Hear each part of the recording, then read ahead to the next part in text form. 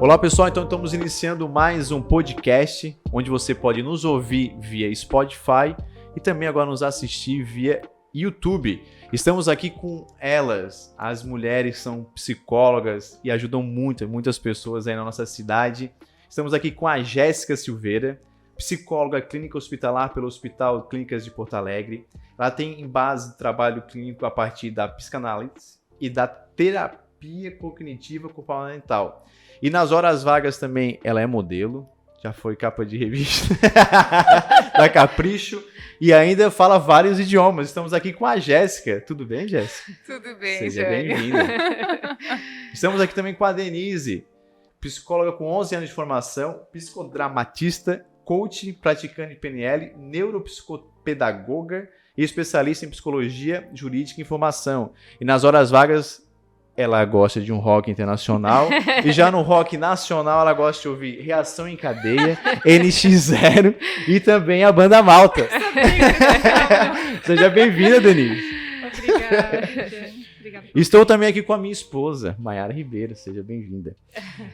O assunto de hoje é um assunto muito legal. A gente trouxe vocês duas realmente porque são duas ótimas profissionais. A gente gosta muito de vocês. A gente nos conhecemos há bastante tempo já. E hoje o assunto é sobre dependência financeira feminina, que eu acho que é algo pouco tocado na sociedade hoje em dia. E muitas mulheres hoje sofrem, né, com abuso tanto psicológico quanto físico, que não têm a coragem ou até a autoestima para trabalhar isso e conseguir sair dessa situação, que acham que não vão conseguir sair de uma relação abusiva porque não vão ter condições financeiras de se manter dela própria ou até dos filhos. Então acho que esse é um assunto bem bacana. A gente viu aí o DJ Yves, né, com a esposa, que ela acabou não saindo de uma relação dessa maneira, em virtude também desses abusos que ela passava e achou que não ia ter condições financeiras de se manter. Então, meninas, eu queria que vocês falassem um pouco sobre esse assunto, se vocês têm algumas pacientes lá que passam por isso e como é que é no dia a dia, como é que é tratado uma pessoa dessa, como é que é o dia a dia dela. E eu queria um pouco mais ouvir de vocês aí. Jéssica, como é que tu acha sobre esse assunto aí? É um assunto muito importante e que acontece muito mais do que a gente possa imaginar.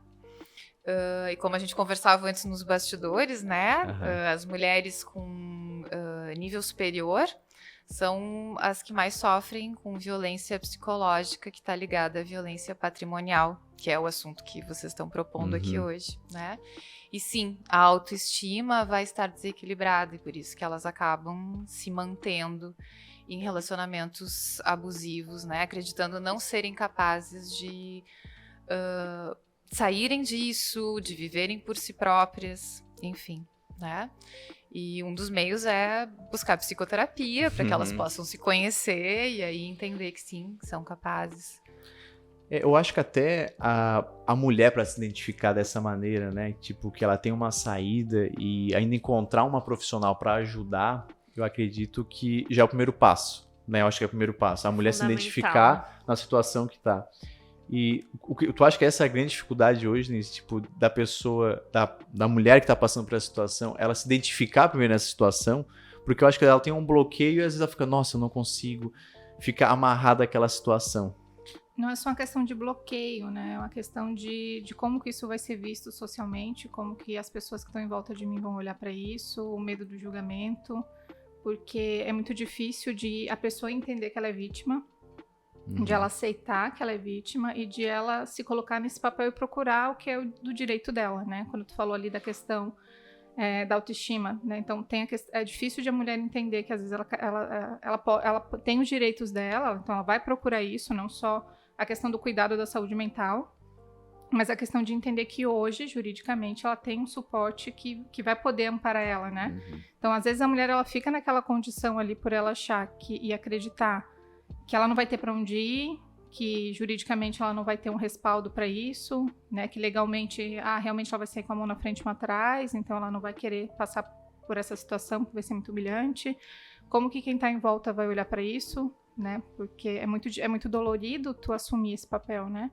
E enfrentar toda uma sociedade que em algum momento vai te julgar por isso. Né? Acho que tem esse medo também de julgamento, né? Exato. E a gente fez aqui, eu estava comentando com vocês aqui nos bastidores, um curso de investimento voltado para as mulheres, que era a Jornadas Empoderadas. E eu e a Mayara, a gente pesquisou muito, assim, no primeiro modo, para falar para as mulheres, né? Porque a gente viu várias coisas, tipo, desde o voto, desde o divórcio que vocês comentaram, acho que é bacana vocês contarem um pouco mais. Até jogar futebol, as mulheres eram proibidas no Brasil. Isso foi agora liberado na era 90, né? Então, acho que é muito recente, né, essas leis. E eu queria que vocês comentassem também sobre a Constituição, que vocês começaram mencionando agora, que teve que foi há pouco tempo também que foi trocado, né? Então tem toda essa história da mulher. Acredito que vem muito do passado, né? Eu acho que as mulheres estão tentando se libertar agora com uma voz totalmente diferente, com esse empoderamento. Vocês acreditam que é um mundo que tem muito machismo ainda, ou acreditam que é o homem que tem que mudar esse olhar, ou acho que é a criação? Por onde começou tudo isso, né?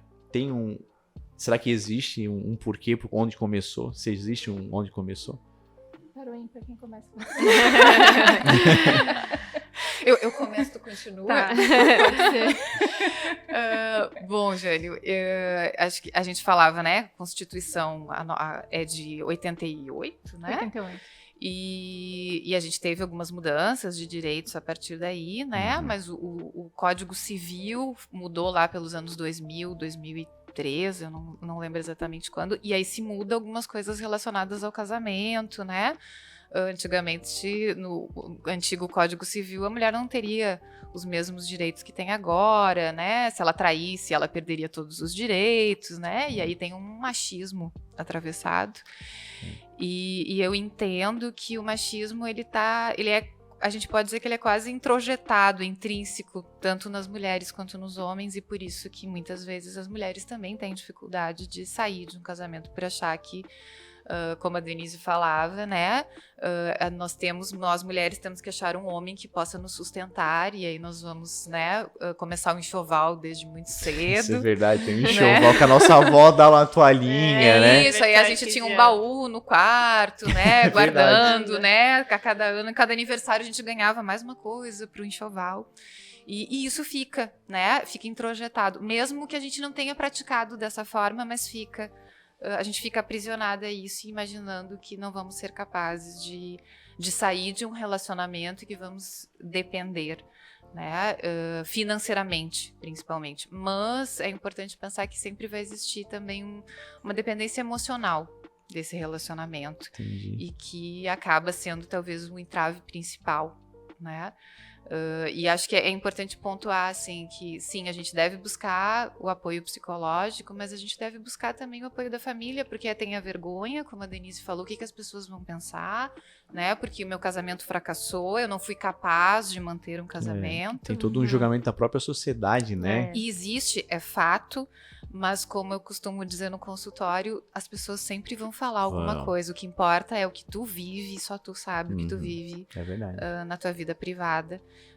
E a gente precisa se permitir viver e viver bem. Quando tu falou ali, né, quando que começou, né, a gente vive hoje o reflexo de uma questão estrutural, né, não tem como a gente não falar de políticas públicas, de questões religiosas, pincelando por cima de tudo isso, porque a gente não está aqui para entrar em temas conflituosos, mas para explicar a questão histórica disso tudo. Então, assim, há muito tempo já se vem lutando para isso, né? Não foi à toa que a gente teve grandes revoluções na história, né? A gente teve a Revolução Americana, a gente teve a Revolução Francesa, que o lema a gente tenta trazer até hoje, né? Que é liberdade, igualdade, fraternidade, onde todo mundo possa ser visto do mesmo jeito, Sim. né? E de lá para cá é sempre essa luta, é sempre... não dá para ficar quieto, né? Se a gente para, sempre vem alguém e atropela algum direito nosso. Então tem essa questão estrutural, que está o tempo inteiro, como a Jéssica falou da questão do machismo.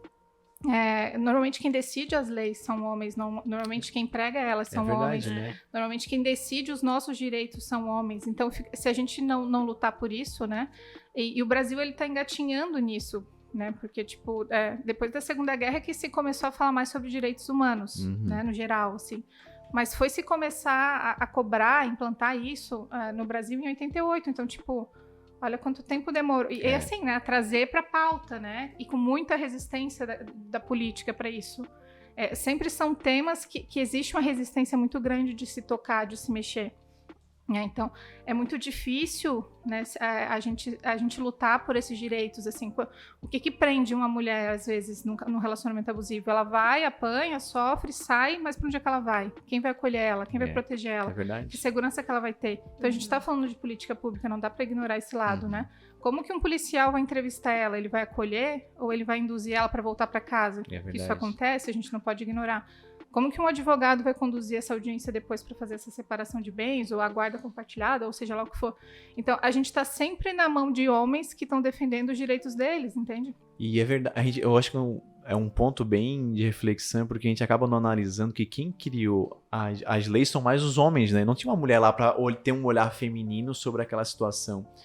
E isso é totalmente diferente, tipo... E eu acho que em meio político também, o que tem de porcentagem da mulher é obrigado pela lei que eles determinaram da porcentagem, não mulheres que realmente queiram estar envolvidas, e sim só para cumprir tabela, digamos assim, que talvez... E que sofrem preconceito. E que sofrem, não tem voz, né? Então lá porque tu faz parte da porcentagem obrigatória, então acabam ficando e quando conseguem chegar nesse papel, né? Quando conseguem chegar nesse lugar, também tem muitas entraves diferentes do que os colegas homens vão ter, né? Não vai ter a mesma cobrança de roupa para o colega do que vai ter para a mulher, não vai ter o mesmo assédio, não vai ser diminuído do mesmo jeito que a colega às vezes vai ser. Então, assim, é todo um caminho totalmente diferente, né? Quando a gente fala de empresas, por exemplo, são dados, né? Não é uma historinha, são dados, né? As mulheres recebem às vezes menos, a maioria, e ocupam às vezes o mesmo cargo, né? Então, a questão de contratação, muitas empresas preferem contratar o homem porque ele não vai faltar porque a criança vai ficar doente, a mulher vai faltar porque a criança vai ficar doente. Eu não quero contratar mulheres que têm filhos que vai ter licença porque vai ter licença maternidade ou vai faltar 4 se a criança ficar doente. Tipo assim, tá... Então, tu já tá acreditando que se o filho ficar doente, o homem realmente não vai ter que cuidar. É a mãe que tem que cuidar.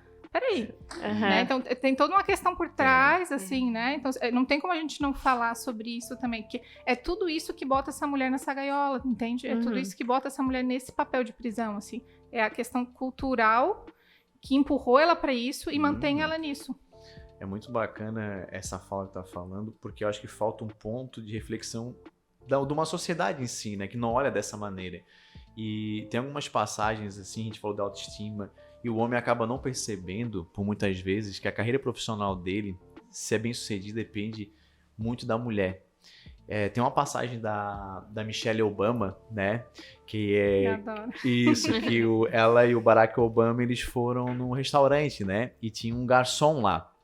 E aí o garçom foi lá e comentou a Michelle: oi, Michelle, tudo bem e tal? E aí o Obama assim: tu conhece ele? Aí ela: sim, antes de conhecer ele era meu namorado. Aí ele assim: então foi bom casar comigo, né? Porque agora tu é a primeira dama. Aí ela assim: não, a sorte foi tu casar comigo, porque ele seria o presidente da república e tu seria o garçom. Então, olha só que emoção, né? E realmente é o que falta, né? Acho que, olha só a autoestima dessa mulher, olha só o engajamento. Então, o homem tem que parar, tipo assim, o patrimônio é meu. Não, o patrimônio não é teu. É metade da tua esposa. Ela ajudou a construir tudo isso, né? E acaba os homens não dando muito valor. Eu comecei a dar muito mais valor, assim, para as mulheres depois que a gente casou, depois que a gente teve a nossa filha. A dedicação da mulher é muito superior ao homem. Isso aí é incomparável, sabe? As mulheres têm uma paciência, ela tem um afeto, ela tem um cuidado. Eu acredito que isso, dentro da empresa, esse olhar diferenciado, olha só que magnífico isso, né? Eu acho que as empresas estão perdendo muito ainda por não contratarem mulheres com essa visão, né? Porque se elas têm essa visão tão ampla dentro de casa, com esse cuidado, com esse detalhe, olha só quanto as empresas estão perdendo no dia a dia, com mulheres extraordinárias, que podem ajudar muito, né, dar lucro, que a empresa sempre busca o lucro, mas a mulher ainda conseguindo um olhar diferente e ainda ela tendo essa satisfação profissional e contribuindo na sociedade em si, né? Acredito que a gente falou muito da autoestima, mas esse ponto é muito importante, né? E nesse junto tudo aí nessas transformações de quando a gente casou, ainda falando, eu pude perceber a cobrança que há sobre a mulher, né? Porque se o filho não comeu ainda, a mãe que não fez. Se a casa está bagunçada, é a mulher que não arrumou. E nunca é nada relacionado ao homem, né? Então é uma carga grande, uma cobrança, um julgamento muito sobre a mulher e o homem fica ali livre disso. Mas também tem uma questão cultural de se acreditar que, como tu falou ali, as mulheres têm isso, né? Por que os homens não podem ter? Por que a gente não pode educar eles? Né? Eu digo educar, é horrível usar essa palavra. Mas por que a gente não pode permitir que eles sejam assim? Também é difícil, porque o machismo ele machuca dos dois lados, né? Aí se o homem ele quer ter um olhar mais humano, mais feminino, ele vai ser julgado por isso também. Então ele tem que ser visto, né? A questão da casa, né? Tipo, a mulher é que vai ter que cuidar, a mulher é que vai ter que, né, que ficar cuidando do bebê. Quando a minha filha nasceu e eu tive que voltar pro trabalho, o meu marido é que ficou cuidando dela. Até hoje ele que cuida dela. Né, para eu poder estar trabalhando, parceria, pra eu poder, exatamente, né? E a gente ouve às vezes, né, as piadinhas, enfim, né? E eu fico muito preocupada pela questão estrutural do machismo. Eu fico sempre questionando para saber se ele tá seguro nesse papel, tipo, tá tranquilo para ti, né? Porque é óbvio que para mim tá muito confortável, como se fosse o contrário. Se ele tivesse que sair para prover e eu ficasse em casa, pode ser que eu ficasse confortável, ou não, né? Porque não é o meu perfil, mas talvez uma outra pessoa ficaria. Então eu fico sempre cuidando, mas tu entende que não é o comum e socialmente, não é o comum e o que é socialmente aceitável, mas né? isso que coloca, parece que a gente tem um padrão quando a gente nasce, né? Parece que tem um manual e tem que seguir. Eu brinco aqui no curso de investimento que, por exemplo, assim, aí todo mundo quer ser rico, todo mundo quer ter dinheiro e quer ser rico, mas a gente sempre julga o rico. E eu acho que tem muito... uma coisa meio que domesticada, né? Eu brinco assim, na novela, quem é que manda matar, quem é que manda prender? É o rico, né? Então o cara assim, nossa, rico não é muito bom. Super-herói. O super-herói sempre, normalmente, é pobre, tipo o Homem-Aranha. O Homem-Aranha tem que ir lá ficar tirando foto pra conseguir ganhar uma grana e todo mundo torce pelo Homem-Aranha, né? Então, tipo, olha só quanta doutrina. Eu acredito que esse lado também, parece o homem tem que fazer isso, a mulher tem que fazer aquilo, mas quem disse que tem que ser dessa maneira? Quem disse que porque você disse a mulher tem mais jeito pra isso. Quem disse isso, né? E é o que a Denise falou, não é que tenha mais jeito. Claro que existem diferenças fisiológicas, anatômicas, enfim, que nós não podemos negar. Hormonais. Sim. E isso porém, como que a gente educa as crianças, né? Os meninos brincam de carrinho e vão jogar futebol, enquanto as meninas brincam de boneca e vão ajudar a mamãe a lavar a louça e arrumar a casa. Então, por isso que as meninas têm mais jeito, né? E vão cuidar dos irmãos mais novos, e os meninos não.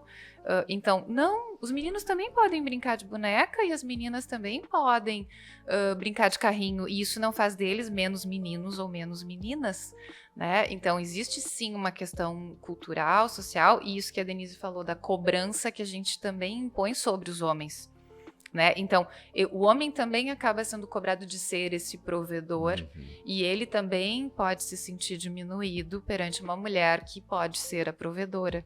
E aí a gente, né, cria um outro conflito. Mas a mulher, mesmo ganhando mais, às vezes, imagina que ela não pode ser independente. Como eu, né, citei de uma paciente que eu tinha, que era funcionária pública, o casamento não estava legal e ela acreditava que ela não poderia se separar porque ela não conseguiria se sustentar.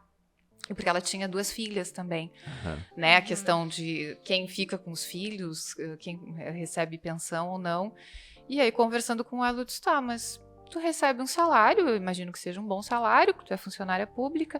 Mas eu entrego o salário pro meu marido. E ele sustenta a casa e sustenta tudo? Sim, ele sustenta. E ele também trabalha? Sim, ele também trabalha. Então, tu já experimentou ficar com o teu salário e ver o que tu consegue fazer com isso? Nossa, ela ficou impressionada, eu nunca tinha pensado nisso.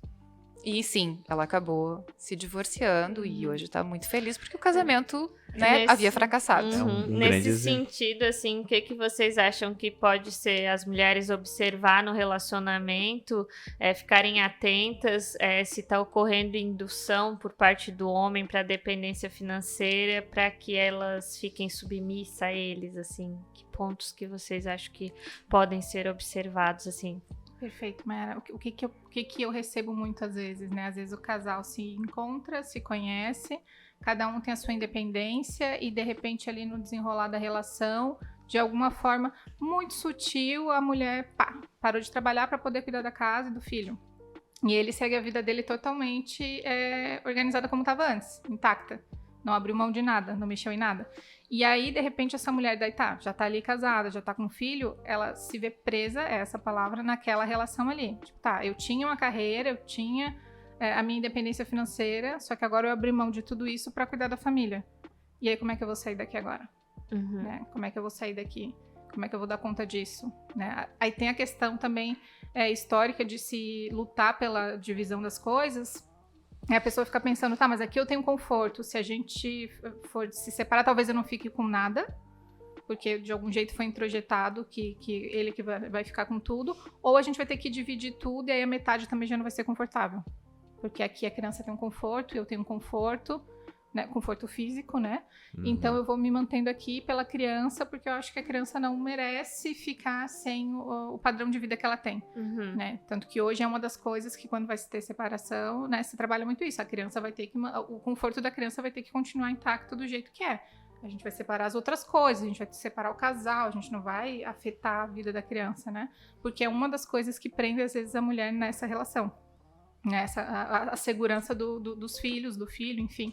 Mas prestar atenção nisso, assim, eu entrei numa relação, o que eu tô abrindo mão porque eu quero, ou o que eu tô abrindo mão porque sutilmente eu tô sendo induzida para abrir mão disso, né? Como que esse companheiro respeita a minha independência, isso é por um tempo, a gente programou que vai ser isso, até a criança entrar na creche, ou enfim, a gente conversa sobre isso.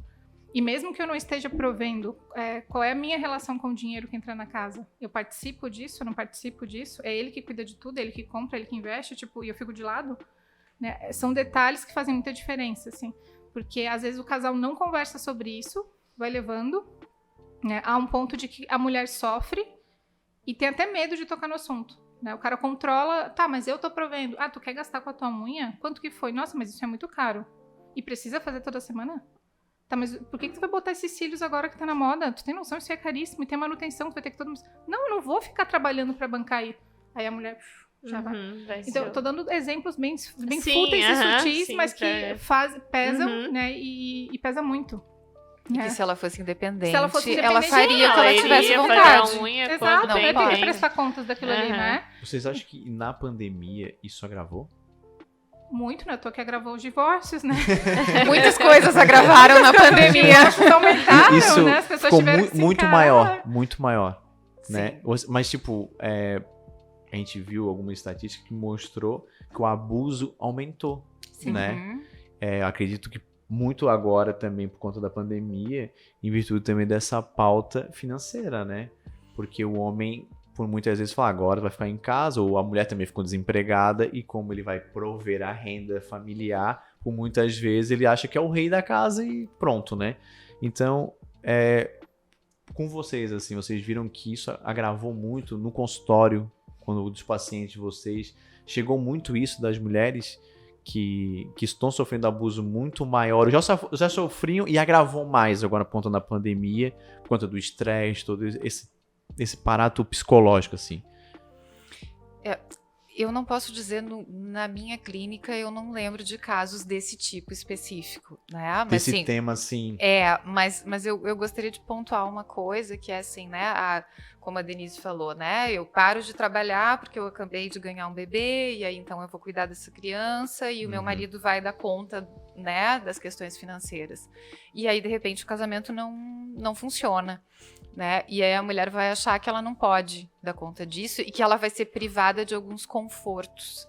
Eu penso que talvez sim, mas que se a vida não está boa nesse casamento, ela precisa também passar por um período de transição em que talvez ela ganhe menos, ela tenha menos conforto, mas acreditar na sua capacidade, se ela já tem uma profissão, ou buscar uma profissão, e seguir em frente, e poder sim voltar a ter o conforto que ela tinha, ou quem sabe até ter mais, né? E principalmente estar bem com ela mesma e ter a oportunidade de ter uma relação saudável num outro momento, né? Então, se privar de ter uma vida boa, saudável, emocionalmente, porque ela não vai ter o mesmo conforto, seria muito injusto com ela mesma, né? Então, se tem formas de buscar mais recursos financeiros. Mas o estrago que a gente pode fazer na saúde mental, esse pode ser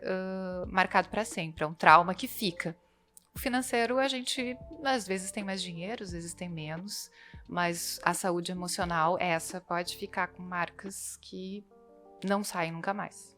Sequelas emocionais. Exatamente.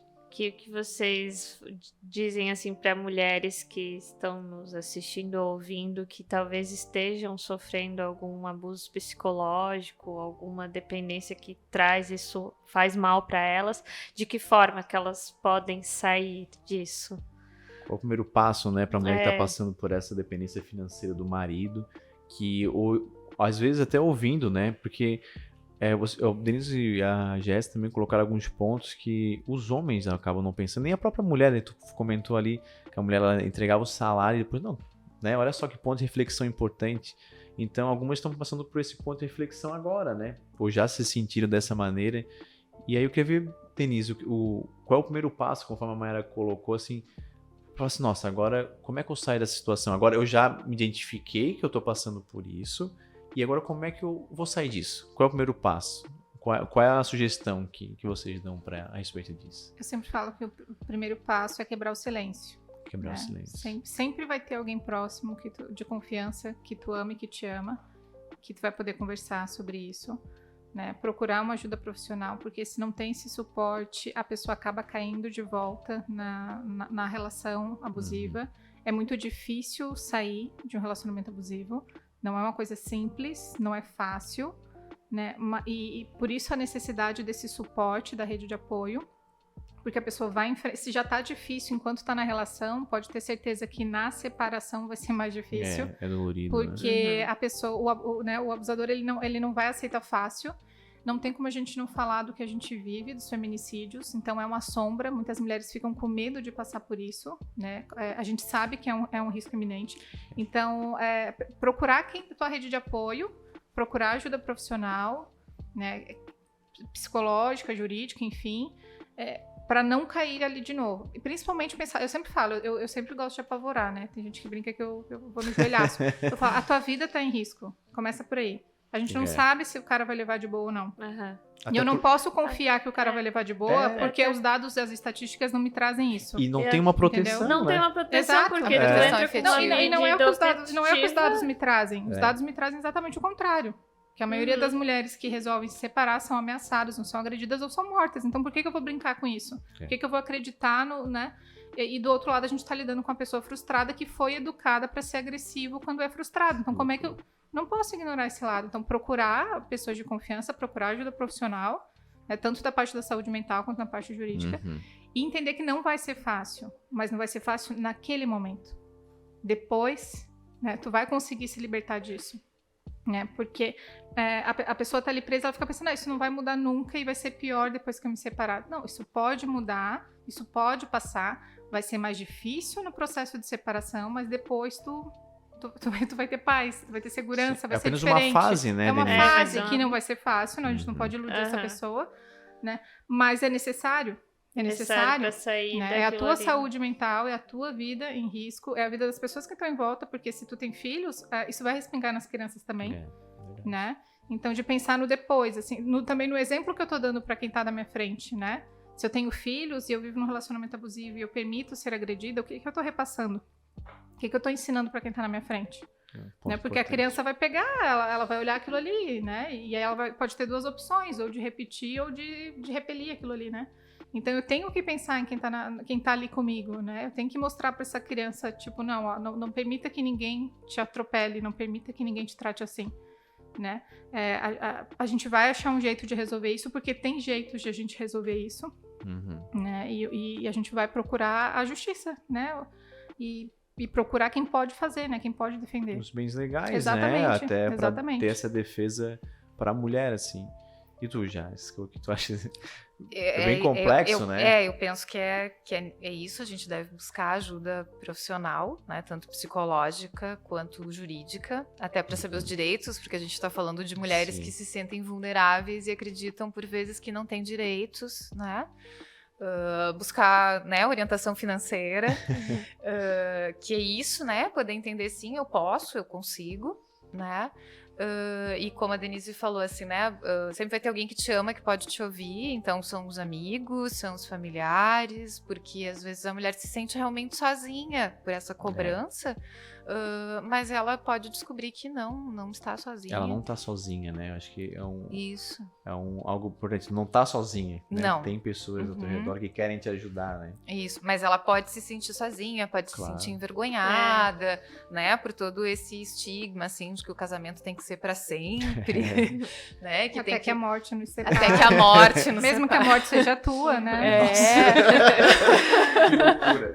Né? Todo esse peso de fazer dar certo, né? Porque tem isso também, assim, que também é uma cobrança social, assim, não, é a mulher que garante que o casamento vai funcionar, né? Porque se não tá funcionando é porque a mulher não fez o que tinha que fazer, porque o homem, ele tem que ficar lá, como a gente falou antes, sentado esperando, né? Ele chegou do trabalho e ele senta e espera o chinelo, né?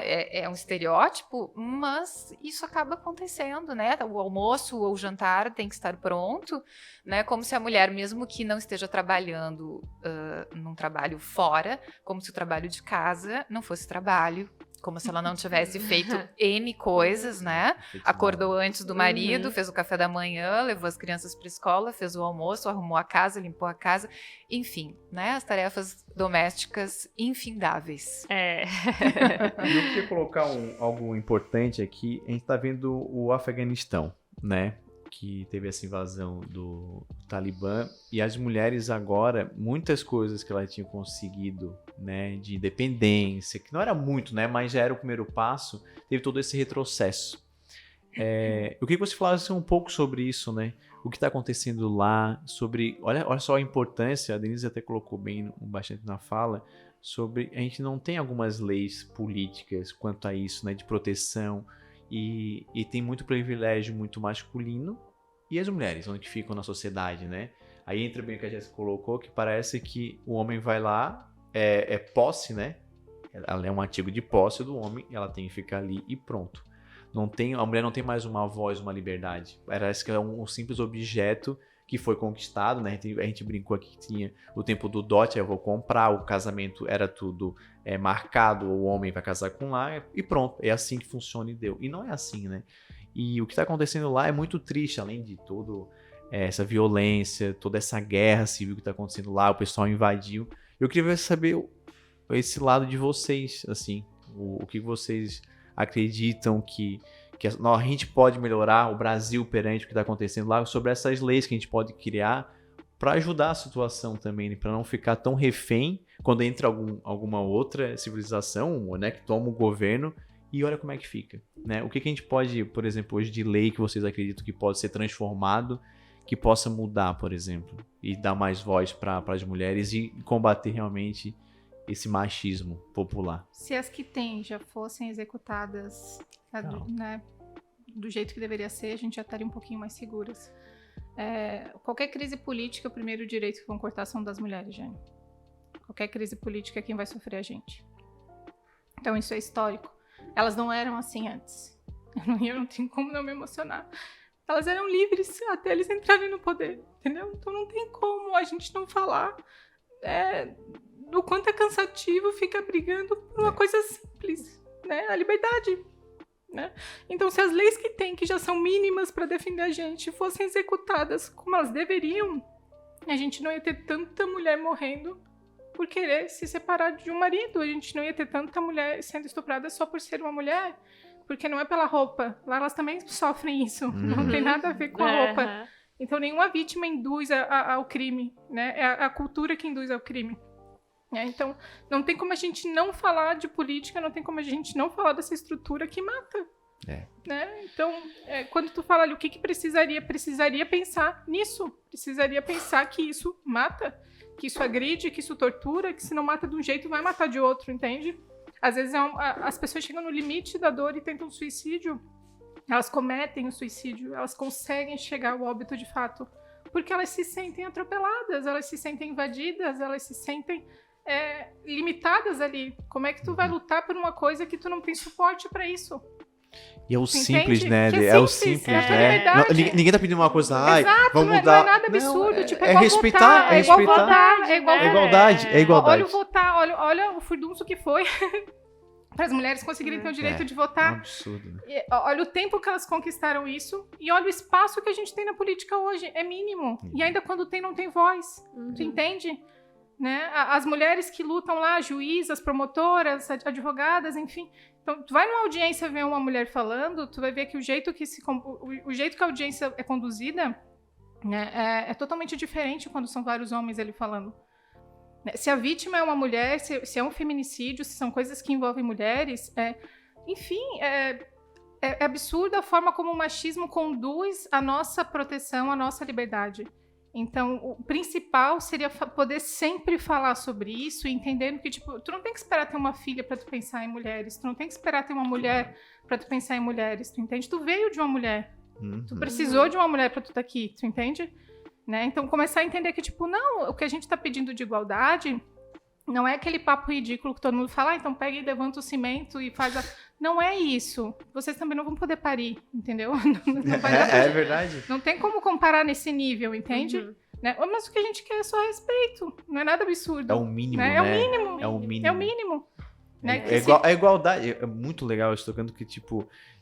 Liberdade, igualdade e fraternidade no sentido de ser bem tratado mesmo, sabe? De ter respeito, né? E a tua fala foi muito legal, que tu falou assim, a gente não quer algo absurdo, a gente só quer a nossa liberdade e é o normal, né? É o que deveria ser normal, né? Porque Exatamente. eu acho que a gente ainda já tá numa geração muito evoluída, que graças, né, a todas as mulheres brigas, que passaram a todas as brigas, a gente hoje ainda tem tudo que a gente tem, os direitos, mas se tu vê, não é muito tempo, não faz muito tempo muito recente. que as mulheres adquiriram esse ponto, essa igualdade que a gente está hoje, é muito recente. Então, a gente, se não parar para estudar história, assim, tu não consegue entender o que é essa luta e nem valorizar, né? E eu acho que as mulheres até... a gente ainda se aprofunda mais, mas os homens, por exemplo, o Eugênio tem praticamente a mesma idade, a gente foi estudar as coisas que ele ficou impressionado porque a gente foi dar um curso exclusivo para mulheres. Senão ele nunca teria ido pesquisar sobre isso, sabe? De que a mulher não podia jogar futebol. Por quê? Sabe? É porque a gente está falando, né? Se a gente for pensar de uma forma bem racional, é até um absurdo a gente pensar não, porque são os direitos dos homens e os direitos das mulheres. Estamos falando de pessoas, de seres humanos, e que ninguém tem o direito de determinar o que um ou outro pode fazer. E a gente está falando de igualdade, mas talvez a gente tenha que falar de um outro conceito que é equidade. Perfeito. Então, e a equidade eu dou a igualdade de acesso de acordo com as tuas necessidades. Então, uma mulher que gesta uma criança tem necessidades diferentes de um homem que não gesta uma criança, né? E não é porque ela gesta uma criança e ela amamenta que ela vai ser menos profissional do que um homem que não gesta e não amamenta, né? E não é porque ela gesta e amamenta que ela vai não fazer bem o trabalho dela, né? E a gente está falando muito de machismo. Eu acho interessante pontuar que existe o feminismo, que ao contrário do que a maioria pensa, não é a oposição ao machismo. Muito pelo contrário, o feminismo está dizendo que as mulheres são tão capazes quanto os homens de fazer qualquer coisa que elas queiram. Não necessariamente erguer uma parede de concreto e levantar tijolo, mas se ela quiser também pode. A gente não ensaiou, queria gravar isso. A sintonia. Assim como um homem pode maternar uma criança, mesmo que ele não tenha um seio, mas ele pega uma mamadeira e materna essa criança. Então, a gente precisa romper com esses preconceitos, com esses estigmas de que homens e mulheres têm coisas diferentes né? E acho que pensar que homens e mulheres podem ocupar papéis ditos de homens ou mulheres da mesma forma, né? Então, um homem pode, como eu disse, maternar uma criança da mesma forma que uma mulher, né? Uma mulher pode operar uma máquina que carrega toneladas da mesma forma que um homem. A gente precisa repensar os nossos conceitos. Muita coisa durante as guerras, né, se percebeu, assim, o quanto as mulheres conseguiam dar conta, porque, tipo, os homens tiveram que ir pra guerra, né, e elas tiveram que ficar ali sozinhas cuidando de tudo, e aí, de repente, alguns voltam, porque, né, foi guerra, né, nem todo mundo volta, e quando eles voltam, eles percebem que elas, às vezes, cuidavam até melhor do que eles de alguns negócios, entende? Né, então, tem essa questão de entender, historicamente, de que pode, né, a gente pode, consegue, se quer, a gente vai onde a gente quiser. Mas tem um outro lado que não tem como não falar, quando eu falei da maternidade, da amamentação, a cultura capitalista que quer produção, que é lucro. Então, dentro de uma empresa, vai se procurar pessoas que possam produzir mais para eu ganhar mais. E aí entra onde, né, a educação financeira que vocês estão aí para poder ensinar as pessoas, né? Nem sempre é a quantidade de horas trabalhadas que vai fazer eu ter mais dinheiro, né? Só que a cultura capitalista procura muito isso, assim, eu quero pessoas, né, que possam estar mais tempo aqui dentro e produzir mais. Eu não quero pagar uma pessoa para ficar 6 meses dando de mamar, que não vai me trazer lucros aqui dentro, que não vai produzir aqui dentro. Né? Que é essa sombra que faz as mulheres ficarem longe, às vezes, da corporação, né? Que fazem ficar longe desse cenário. Porque é visto desse lado. Por ser, às vezes, mais amorosa, não vai ser tão ágil e produtiva. Como assim? Ou porque vai ter... A gente oscila, né? Tem hormônios, sangra, menstrua, enfim, vai ter TPM, vai atrapalhar em algum momento a equipe. Tem todo um outro lado cultural também que é olhado para as mulheres, né? Visto como alguém que talvez não produza tão ágil, né, tão rápido quanto o homem. Porque socialmente é visto que os homens são mais rápidos, eles produzem mais, eles são... Mas na tua fala anterior é tipo assim, a gente tá cansado, né? As mulheres estão cansadas toda hora assim, olha, não é assim, tem que ser desse jeito, né?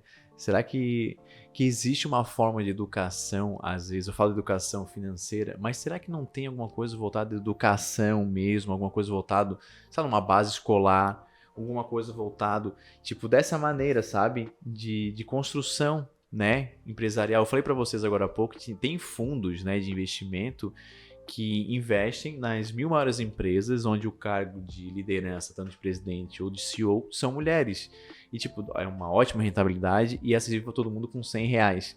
Mas será que essa cultura de educação financeira, será que não ajudaria também na escola, não só nesse parâmetro, tipo, a gente aprender a investir, aprender a cuidar do dinheiro, mas também tratar um pouco mais da educação financeira de ambos. Tipo assim, ó, não é porque tu é mulher que tu tem que ficar à mercê de um homem, à mercê de um marido, mas tu também pode investir, sabe? Não incentivar a sua educação financeira, mas num todo, né? Porque o homem, como você comentou, tomar a rédea da casa, ele que vai aplicar, ele tem que ser o líder, ele tem que... Sabe? Eu acho que essa igualdade também, dentro da educação financeira, eu acho que chama atenção, né? Porque quando uma mulher se destaca num cargo de liderança, parece que ela é exceção. E eu acho que as mulheres não podem ser uma exceção nesse caso, né? Elas têm que ser, por exemplo, comum, né? Esse bate-papo que a gente está tendo aqui, olha só, a gente está tendo que criar um podcast para falar sobre dependência financeira, para conseguir até um ponto de reflexão para a sociedade que a gente vive aqui no nosso município, na nossa região, acredito que possa atingir outras pessoas. Mas será que a gente precisa ficar toda hora tocando nessa tecla? Será que quando a nossa sociedade vai evoluir e pensar diferente? Né? Às vezes eu me paro para pensar dessa maneira, porque falta o que então pra gente aprender? Será que é na escola? Será que é a sociedade? Vocês acham que a próxima geração já tá vindo por ter pais tipo, da nossa idade, já com uma consciência melhor, eles já estão vindo mais conscientes? Aí vem o segundo passo. As adolescentes. Aí vai vir o segundo passo que é afetado quando se mexe em política e educação. A gente não vai ter nas escolas públicas educação financeira e educação emocional. A gente não tem. Tu vai ter isso, disciplina financeira, educação emocional, disciplina positiva em escolas particulares. A gente não tem isso na rede pública. E quando tem toda uma hierarquia que tem que aprovar que tu entre com isso dentro de uma escola. E dependendo do jeito que tu entra com isso dentro de uma escola, pode ser visto como doutrinação, pode ser mal interpretado.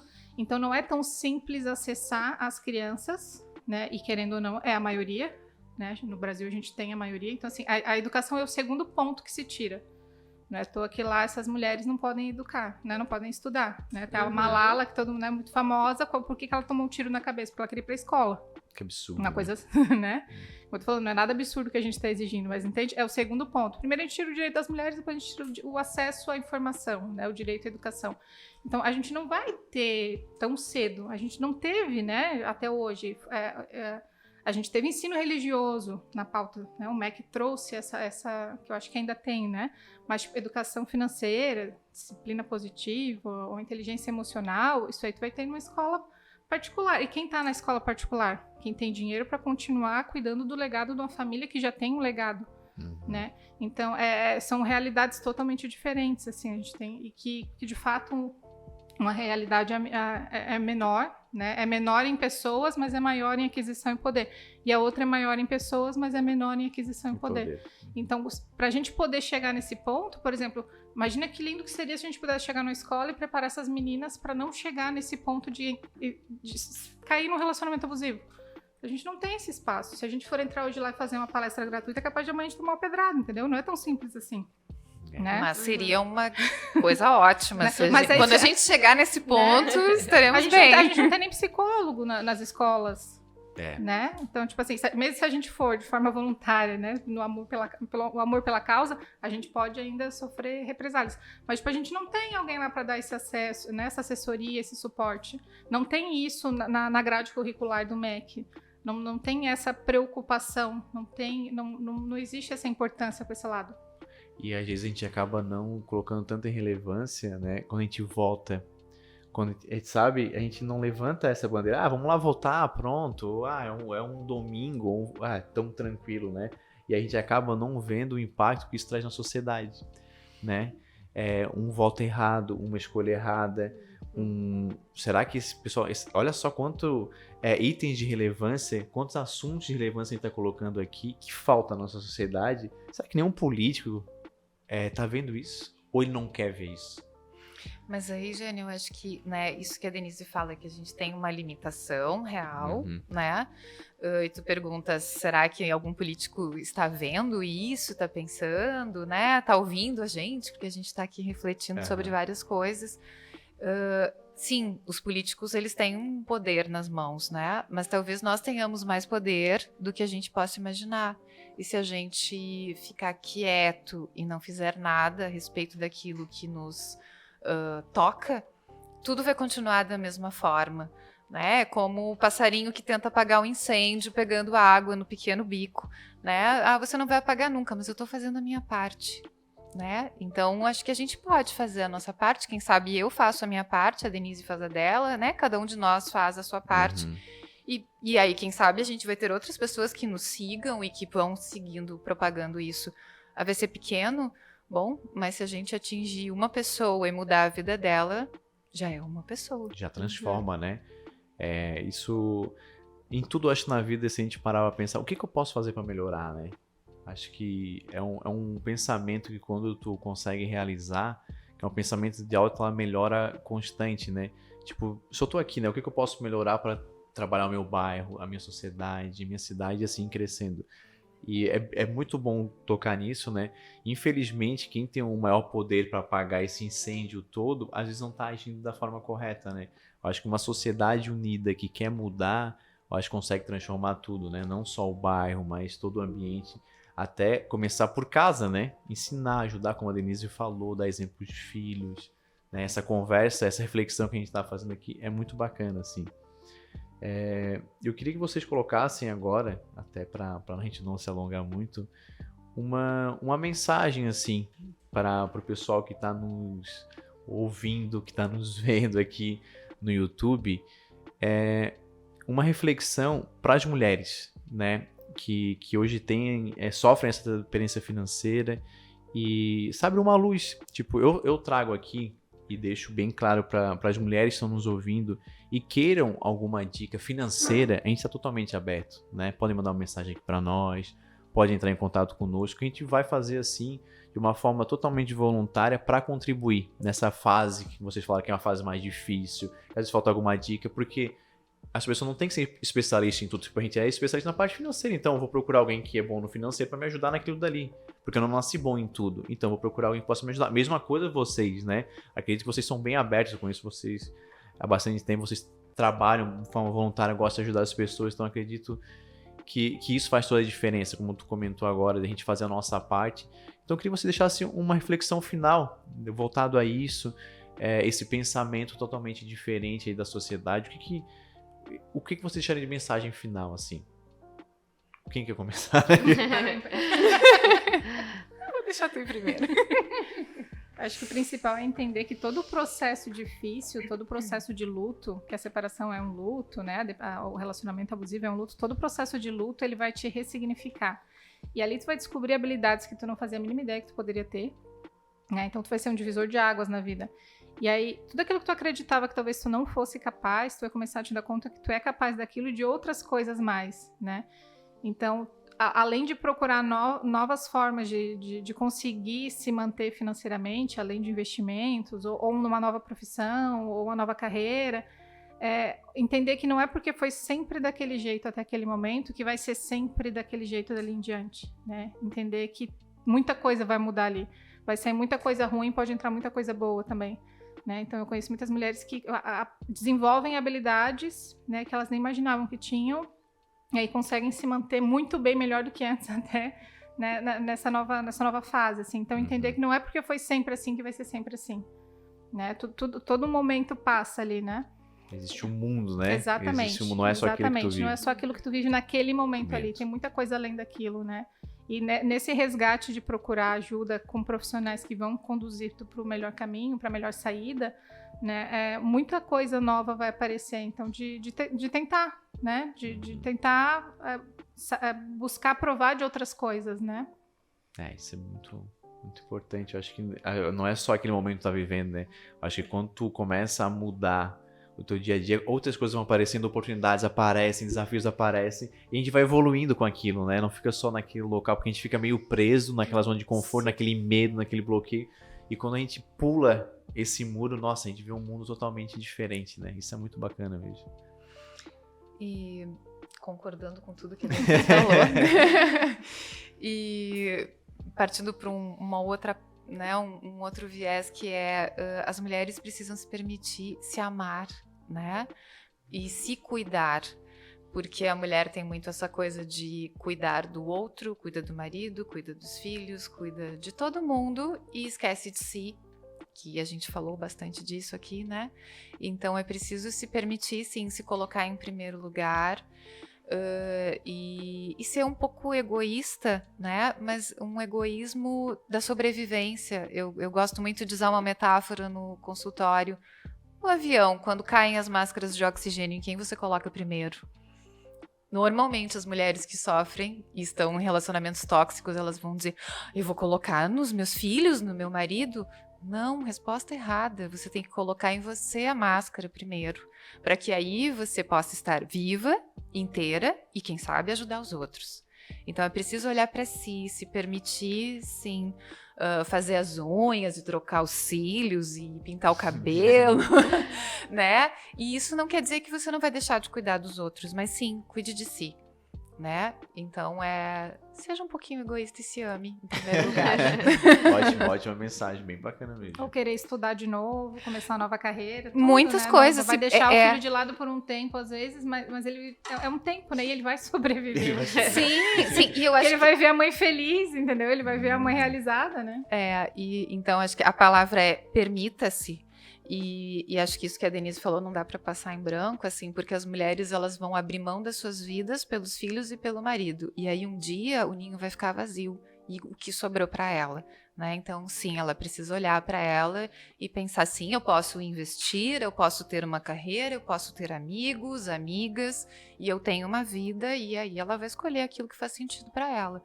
Mas ela precisa ter a vida dela para além do casamento, da maternidade, né? É preciso investir na sua individualidade. Muito ótima reflexão. Uma coisa que o Jânio trabalha no curso é que tinha algumas mulheres que vinham: qual é o teu objetivo? Eu quero guardar dinheiro pro meu filho. E aí o Jânio diz assim: se tu guardado esses anos todos. Meu filho nasceu agora e com 20 anos eu vou ter um X valor significativo, enfim. Se tu pegar e juntar esse dinheiro, né, e dar para ele lá nos 20 anos, ele vai pegar e vai gastar em 5 anos, porque ele não vai dar valor. Então, faça planejamento para ti ter uma estrutura financeira para poder apoiá-lo no que ele precisar, ou investir nos estudos dele, mas não para juntar um valor e dar para ele sem significado, né? Então, pense em você primeiro, né, de tu ter a tua estrutura para poder apoiá-lo, mas que seja teu, que seja uma coisa que tu consiga usar também a teu favor e realizar os teus sonhos, né, não só dos filhos, que às vezes as mulheres colocam só os filhos e esquecem delas próprias, né? Eu tava falando naquela hora, né, eu sou do terrorismo. Sempre que uma mãe fala isso pra mim, eu brinco que segurança que tu vai ter, que o teu filho ou a tua filha não vai ser um Richthofen, né? Vamos pensar sempre no pior. Vamos pensar sempre no pior. Que segurança que tu vai ter? Que ele não vai pegar esse patrimônio e fazer uma besteira ou te colocar em risco por isso, né? Então, tipo, tu tá criando uma ilusão de um futuro pro teu filho que tu nem sabe se é isso que ele vai escolher, né? Sim. Porque é como vocês comentaram, tipo, botar a máscara, a mãe sempre quer botar a máscara nos filhos, em tudo. Aí ela fala assim, eu vou deixar R$1 milhão pro meu filho quando fizer 20 anos, porque ele vai ficar bem, ele vai estudar, ele vai gastar tudo. Aí eu brinco assim, por que você, não, você mesmo, né? A mulher, o homem, enfim, principalmente as mulheres, né? Guarde dinheiro pra elas, coloquem esse 1 milhão pra elas, porque elas vão conseguir ajudar eles na faculdade, dar uma boa educação. E quando elas ficarem velhinhas, se você entregar aquele 1 milhão pro teu filho não vai te ajudar, não vai ter o teu 1 milhão lá no final. Porque ele vai ter o tempo ainda pra conquistar a independência financeira. Vamos supor, deu 1 milhão pra ele. Tá, quando você entregou 1 milhão pra ele, provavelmente você tá no final da sua jornada. Você tá lá com 50, 60 anos, ou até mais. E o seu filho tá lá na plena atividade. Então ele vai poder conquistar. Porque é tão bom quando a gente conquista, quando a gente vai atrás, né? E ter tudo isso. E as mulheres também. Então, tipo, já pensou tu ter uma capacidade financeira para ajudar o teu filho, para ajudar em casa, tu mesmo conseguir a tua independência financeira. Né? Não, sim, investir na educação deles, né? Minhas amigas, por mim eu ficaria aqui várias e várias horas. Eu aprendi muito. Sempre quando eu falo com vocês, eu aprendo muito. Para mim é uma honra ter vocês aqui. Muito obrigado pelo convite. A gente quis trazer vocês logo no início aqui do nosso podcast, porque sempre são assuntos muito relevantes. Acredito que a gente vai contribuir muito, muito para as pessoas. A gente está começando aqui nessa jornada de entrevista, de podcast, de trocar. E a gente está muito feliz de verdade. A gente pensou em vocês desde o início, tanto eu quanto a Mayara. Vamos trazer a Jéssica, vamos trazer a Denise. E a gente tem muito orgulho de ter vocês aqui na nossa cidade, de poder ajudar tantas pessoas. A gente tá muito feliz, né, muito, a gente agradece muito vocês terem aceitado, assim, porque somos dois admiradores, assim, do trabalho de vocês e saber o quanto tem significado na vida das pessoas, assim, o trabalho de vocês, quantas pessoas vocês ajudam. Já ajudaram, né? E salvam vidas, querendo ou não, né? Então, parabéns pelo excelente trabalho de vocês e muito obrigada por aceitarem aí essa conversa e estarem presentes nesse novo projeto que a gente está começando. Para encontrar vocês em redes sociais, quem sabe alguém quer mandar uma mensagem, tirar uma dúvida, onde que a gente se encontra, Jéssica, nas redes sociais? Eu acho que o Instagram pode ser claro. um bom meio, né? É jéssica.psico. Jéssica.psico. E muito obrigada pelo convite, me senti muito honrada. Parabéns a vocês pela iniciativa, acho que é muito legal, é uma honra estar aqui dividindo, né, o espaço com a Dê. A gente gosta de dividir espaço. A gente gosta, a gente tem uma boa sintonia, vocês viram, a gente nem ensaiou. Né, obrigada e contem comigo, tô aí com vocês. Parabéns pelo trabalho de vocês, é muito legal. Denise, onde a gente consegue te encontrar aí, caso a gente queira te pesquisar? Eu fico camuflado nas redes sociais, eu sou a Delírio. Tem uma página profissional, psicóloga, Denise Abreu, que tá lá abandonada, mas se eventualmente alguém manda alguma mensagem eu respondo, né? Claro. Mas eu tenho tanto no Facebook quanto no Instagram, né? Colocando Delírio, vai já aparecer, aí vira e mexe, aparece bota ali algum trabalho. Eu agradeço bastante vocês pela oportunidade, porque são informações bem importantes, né? Bem relevantes, né? que legal que vocês estão se preocupando com isso. Não tem como não falar de financeiro, não falar também do Setembro Amarelo, que às vezes é uma das coisas que fazem as pessoas desistirem de viver. Acho que fica um convite para uma próxima pauta, né? Porque às vezes a pessoa se vê ali totalmente desorientada, perdendo tudo e não vê uma saída, né? Então saber que bacana. tem um jeito de conseguir, né, conduzir o financeiro de outra forma, né? Então, eu agradeço bastante a oportunidade de estar aqui e obrigada pelo carinho de vocês. Fico bem honrada. É recíproco com os dois. Com certeza, né, Mara? Vai ter vários assuntos bem legais. A gente vai Sim. entrar num assunto também depois dos jovens, tudo isso. É muito bom, né? E pretendemos ter vocês em outro. Que bom, gostamos certeza. muito de bater papo. O pessoal que gostou desse papo, que tá nos ouvindo aí via Spotify, pode compartilhar, pode começar a nos seguir. A gente também tá no Instagram, no Facebook, no YouTube, aí através do SX Capital. Você que tá nos vendo aqui através do YouTube, comente, compartilhe, curta esse vídeo. Acredito que pode ajudar e compartilhar com muitas pessoas, porque foi um assunto muito legal. Meninas, muito obrigado. Foi muito bacana ter vocês aqui. Como eu falei, a gente podia ficar a noite toda aqui falando, porque o assunto foi muito bom. Obrigada. Um grande abraço e até o próximo SX Cast.